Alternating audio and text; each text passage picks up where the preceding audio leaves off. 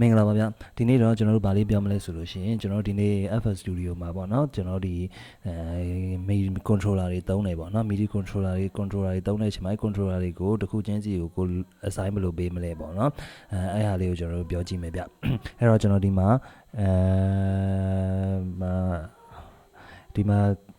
MIDI controller လေးတစ်ခုရှိတယ်နောက်ဒီဘက်မှာကျွန်တော် launchpad လေးတစ်ခုရှိတယ်နောက်ဒီမှာ typing keyboard ရှိအဲ့သုံးခုကိုကျွန်တော် join ကြည့်မယ်ပေါ့နော် okay အဲ့တော့ဒီ MIDI controller လေး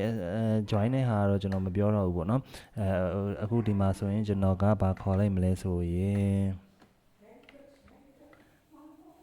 နော်drum အတွက်ကိုကျွန်တော် FPC တခုခေါ်လိုက်မယ်ဒါကတော့ကိုကြိုက်တာပေါ့နော်ကျွန်တော်ဒီမှာ sample ပြမှာဆိုတော့နော် FL key ရယ်ကျွန်တော်တို့ဘူး base ရယ်နော် base ရယ်ခေါ်လိုက်မယ် okay အဲ့တော့ကျွန်တော်ဒီမှာ select ပေးထားတဲ့ဟာတွေမှာပဲသွားထွက်မှာဗျာဥပမာနော်ကျွန်တော်ဒီမှာ launchpad မှာလည်းအဲ့အတန်ပဲထွက်တယ် typing keyboard မှာလည်းအဲ့အတန်ပဲထွက်မယ် sorry ဟိုဒီ MIDI keyboard မှာလည်းအဲ့အတန်ပဲထွက်မယ်ဒီ M audio မှာလည်းနော်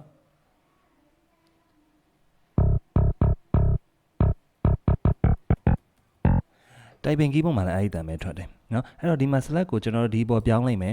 ဆိုလို့ရှိရင် FL launchpad သွားကြည့် keyboard တန်ထွက်မယ်ဒီ MIDI controller မှာကြည့်ရင်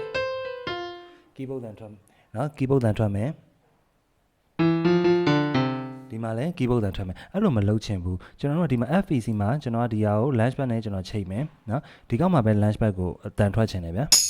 နော်အဲ့တော့ဘယ်လိုလုပ်မလဲဒီကောက်ကိုကြတော့ဒီ FL key ကိုကြတော့ကျွန်တော်ဒီ controller နဲ့လုပ်မယ်နော် FPC ကိုကြတော့ကျွန်တော်ဒီ launchpad လေးနဲ့သုံးမယ်နော်ဒီ boot base ကိုကြတော့ဒီ typing keyboard နဲ့သုံးမယ်တစ်ခုချင်းစီကိုကျွန်တော်ကတီးခြားခွဲပြီးတော့ assign ပေးလိုက်မယ်ဘယ်လိုလုပ်မလဲဆိုလို့ရှိရင်ကျွန်တော်ဒီမှာ FPC ကြရင်ကို right click ထားလိုက်မယ် right click receive note from ဆိုရရှိ receive note from မှာကိုကဘာနဲ့ပေးမှာကျွန်တော် launchpad MIDI နဲ့ပေးမယ် launchpad MIDI ကိုကျွန်တော် all ပဲနော် channel တွေ all ပဲထားလိုက်မယ်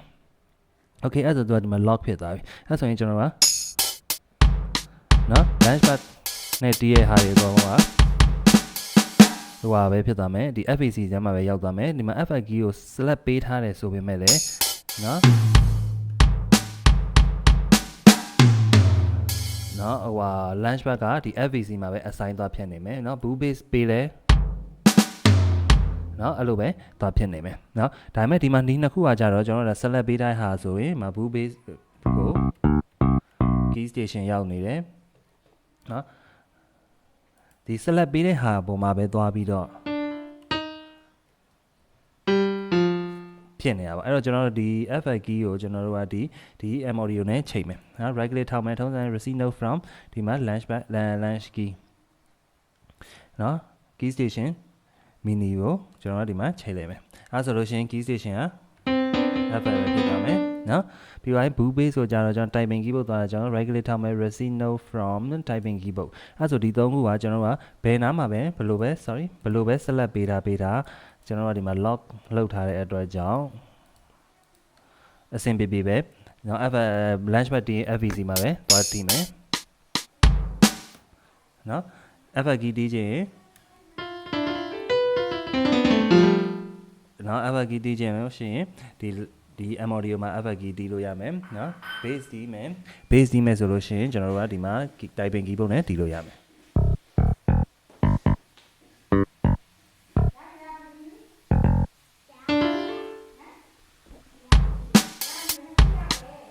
โอเคဒါကတော့ကျွန်တော်ဒီမှာဒါဒီခုကျွန်တော်ဒီ3ခုနဲ့ပြရပါတော့ကိုယ့်ဘက်ကိုကြိုက်တဲ့လောက် controller လေးကိုကြိုက်တဲ့လောက်အဲ့လို join ပြီးတော့ကျွန်တော်တို့လုပ်လို့ရမယ်เนาะဒီ performance တွေလုပ်မယ်ပါညာပေါ့เนาะအဲ့လိုမျိုးဆိုရှင်တခါတည်းဒီ looping တွေလုပ်တဲ့အချိန်မှာလည်းလွယ်ကူနဲ့ကိုကြိုက်တယ်လို့ assign ပေးထားလို့ရမှာဖြစ်ပါတယ်ခင်ဗျအားလုံးပဲ thank you ပါ